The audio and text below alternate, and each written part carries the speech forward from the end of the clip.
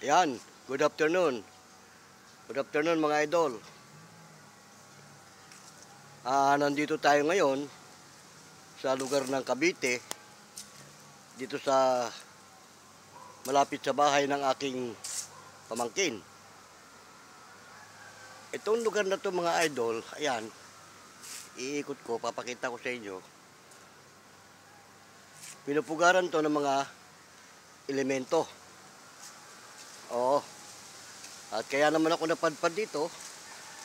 Inimporta nga ako nung hipag ko dahil pinirwisyo siya sa lugar na to.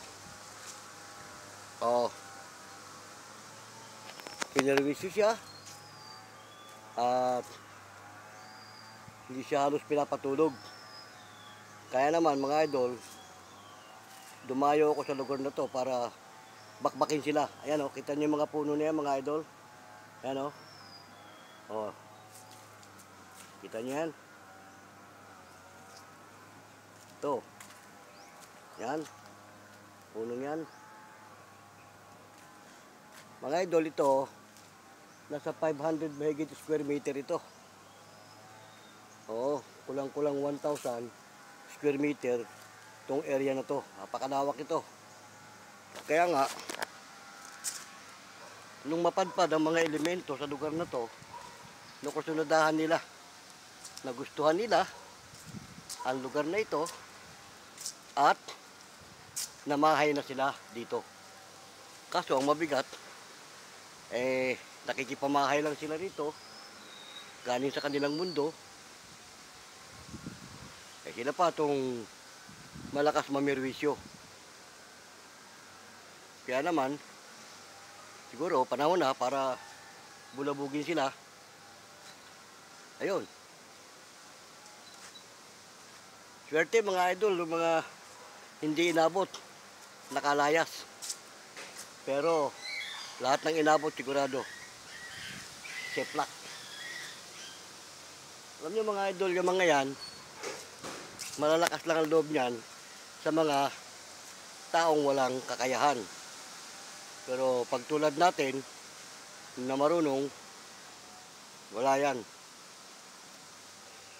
Kaya yung mga kapwa nga natin idol dyan na nag-i-explore sa mga ganito, nakikipanabi-tabi. Nakikipanabi-tabi din tayo idol sa mga ganito. Pero kung mga abusado naman, hindi na kailangan. Bakit? Hindi naman kanila itong mundo to eh. May sarili silang mundo. Kaya lang, nung mapadpad sila rito, ayan na, pinamugaran na nila, pinamahaya na. Tapos sila ngayon ang mamimirwisyo. Diba, tama? Ay, hindi naman po pwede sa atin yun. Oo. Kaya nga, andito tayo ngayon para seplakin sila. Oo. Binakbakan ko na to, itong area to. Wala lang ako nararamdaman, no? Naglayasan yung iba. Swerte ng mga nakalayas. Hindi sila inabot. Kala kasi nila, lahat ng mga nilalang na katulad natin tao, kaya nila. Kaso, nakatagpo sila ng mga may kakayahan kagaya natin. Yung mga yan naman kapag alam nila na may kakayahan ka at kaya mo silang puksain, takot din yan. At kailangan talaga sumampol ka. Oo. Kala kasi nila kung hindi sila nakikita, hindi sila aabutin.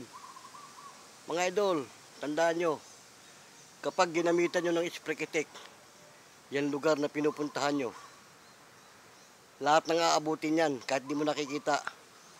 Sigurado yan. Seplak yan. Iba yung protection, yung magpuproteksyon ka lang. Pero kung ang gagamitin mo, yung mismong pamuksa, ay lahat nang aabutin, kahit di mo nakikita. Swerte lang na makakasibat. Hindi sila aabutin. Oh, ang aabutin lang naman dito mga idol, yung mga talagang matitigas eh. Oh, yung mga gusto talagang maghari. Na ano. Pero yung mga mababait at mga ano naman, hindi naman magpapaabot yun. Lalo pag nakita nilang may sumiseplak na. Hindi naman magpapaabot yun. Pag binanata mo yung isang area at nakita nila, bago ka makarating doon sa lugar nila, lalayas na yun. Oo. Kung may magmamatigas man doon hindi aalis, yun ang aabutin mo. Kaya yon dito, hindi ko man lahat na seplak, pero yung mga nagmamatigas dito, sigurado wala na yun. Inabot yun. Ito nga wala na ako nararamdaman Hanggat nandito ako mga idol, hindi makakabalik mga yan. Oo, hindi yan makakabalik. Maaari mamaya, pag alis ko, baka. Oo, pero bago ako umalis, mag-iiwan ako rito. Mag-iiwan ako ng dapat nilang makasama na pangingilagan nila sa lugar na to. Iiwanan ko to. Bawat puno dito, babaunan ko yan para huwag na nilang balikan. Ngayon, kung magpupumilit sila, sa kanila na yun. Pag talagang kaya nilang tanggalin yung puno, yung ibabaon ko, pag malakas sila. Pero kung wala silang kakayahan, hindi nila maalis yun. Kaya nga mga idol, sinasabi natin sa mga kapwa natin explorer, mga ghost hunter, na may kakayahan, huwag nyo pangingilagan ng isang lugar. Oo. Kasi sila lang ang nakikihalo-bilo dito Hindi naman ito mundo nila, may sarili silang mundo Oo, tapos pupunta sila rito sa mundo natin, sila pa mamimirwisyo. Pangit naman yata, di ba? Kaya dapat lang yan mga yan. Kagaya natin, mapagpahinuod tayo. Pero pag abusado na, namimirwisyo na, kumbaga, sabi nga, kinakalis. Oo. Kaya, yung mga inabot dito sigurado, sising malaki yun.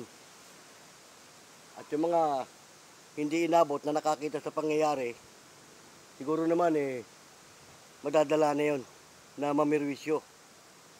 Dahil sa susunod, na pagbalik ko rito, sisiplaking ko ulit ito Pangalawang pagbabalik ko rito. Kaya hindi ito ang una at huli na pagpunta ko sa lugar na to. Maaaring makakabalik pa ako dito.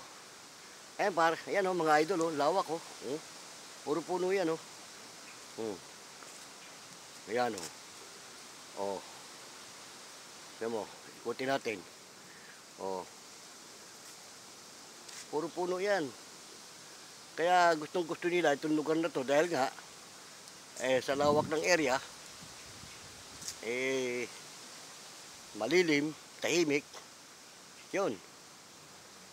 Kaya lang siyempre hindi naman pwedeng pagharian nila ang lugar ng may mga tao. Dapat nga kung saan yung walang tao, doon sila Kaso kung saan yung may tao, doon din sila nakikihalo-bilo. Pagkatapos pag naperwisyo sila naman ang mananakit. At tulad ng hipag ko, sipin mo ilang gabi hindi pinapatulog. At medyo nagmamatigas yata yung may gawa sa kanya. Ngayon, kung nandito man siya at inabot siya, katapusan na niya. Ngayon, kung natakot siya at nakalaya siya, sana wag na siya umulit. Dahil sa susunod, naabutin ko siya, sigurado. Yan mga idol, napagkukwentuhan lang naman natin. Kasi nga, andito tayo sa lugar na to. Pinuksa natin yung mga ibang nandito. Kung meron mga hindi nadali rito, swerte nila. Pero yung mga nadali, ayun ang malas. Ganun lang naman yan Ito kasi meron parang kubo-kubo rito na pinagpapahingahan nila. Yan Ayan, yung parang kubo na yan Yan. Dito banda nadali yung hipag ko. Puntahan natin. Ito. Ayan, itong area na to. Ayan Dito. Dito raw siya malimit magwalis at magano. Ayan. Alam yung area na yan. Ito may puno dyan. Ayan nakatumba. Kaya, yan. Pag abuso na, di ba? Dapat pinapatikim. Oo. Kasi kung hindi mo papatikimin, wala eh. Kung hindi ka magsasample sa lugar na to, aabuso. Yan o, lawak yan o. Oh. Yan, puro puno yan o. Paano hindi nila magugustuhan itong lugar na to? O, di ba? Puro puno. O. Dito yung bahay ng pamangkin ko, sa may harap. Pakita ko sa inyo. Katapat lang halos to ng bahay ng pamangkin ko. Oo. Ayan yung bahay ng pamangkin ko. Yan. Ito mo yung bahay na yan. Yan o. Yan ang bahay ng pamangkin ko. Yan yung harap nila. Tapos ito yung parang ginagawa nilang parang pahingahan. O, di ba? O, yan o.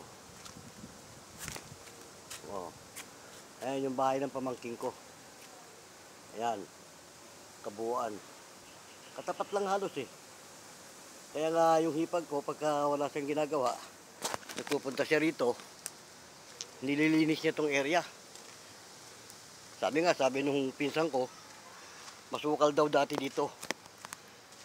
Sila na naglinis ng lugar na to. Kaya ngayon, makikita mo malinis oh. Siguro, kakakalkal-kalkal nung hipag ko, may natamaan siya, nagalit sa kanya. Oh.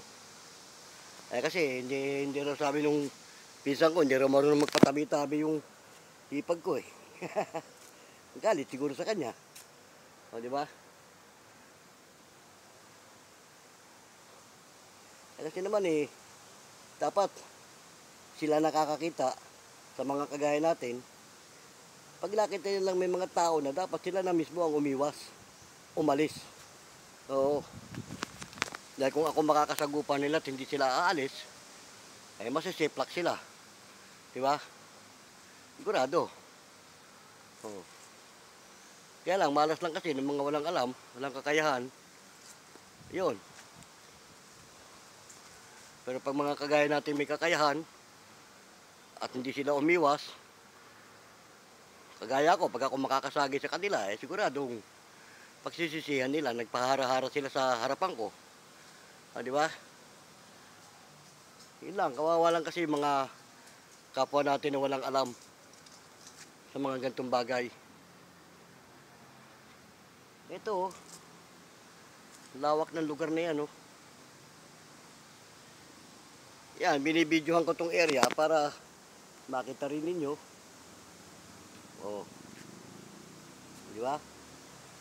Napakagandang lugar, tahimik, malilim, presko. Oh, di ba? Pero sabi ng mga residente rito, lalo yung nakausap ko kanina, sa gabi daw talaga minsan may nararamdaman sila rito na parang nagkakasiyahan, nagkakatuwaan sa 10 oras ng gabi. Yan naman ang oras nila eh, gabi. Kaya minsan bala kong puntahan to dito ng gabi. Oo. Gusto ko masubukan kung gaano sila kalakas, lalo't pag gabi. Dahil yan, mas maganda yon, magkakasubukan. Oo. Pero pagkakasi gantong araw, sa totoo lang, mahina ang kanilang kapangyarihan. Dahil nga, kung alipores din sila ng kadiliman, kapangyarihan nila sa gabi. Pero kasi mga idol, yung mga yan, hindi yan kauri ng mga diablo. Oo. Hindi yan kauri ng diablo. Pero, kayang anderin yan ng diablo. At kayang pakilusin ng mga diablo. Pag kinasangkapan yan, para sa'yo, wala kang magagawa. Oo, pero kung may kakayahan ka, yung mismong diablo nakakasangkapan sa kanila, eh mangingilag din. Dahil baka sila, pati sila madamay. Di ba? Ganun lang kasimple yan mga idol. Oh, kasi itong mga ito, mga elemento, mga engkanto, mga duwende, mga kapre na yan, kung ano-ano mga tikbalang, mga kauri niyan, sa totoo lang eh, may hangganan ang kakayahan niyan. Oo. Kaya nga, sa mga kagaya natin tao na may taglay, alam nila kung sino malakas, sino hindi. At pag nakaya ka nila, hindi ka na makakaalis sa lugar na yan. Tulad dito, itong lugar na to. Oh. Kung kaya nila ako, hindi na ako makakaalis dito. Pero palibasa, nabulaga sila.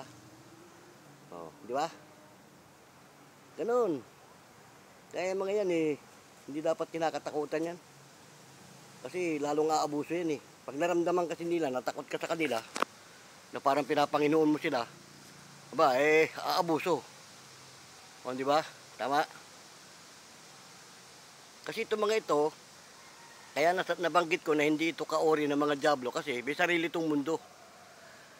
At kasama ito doon sa sinabi ng ating Panginoong Hesukristo na sila ang mga kasamang pasusukuin sa ilalim ng paa, ng kanyang paa.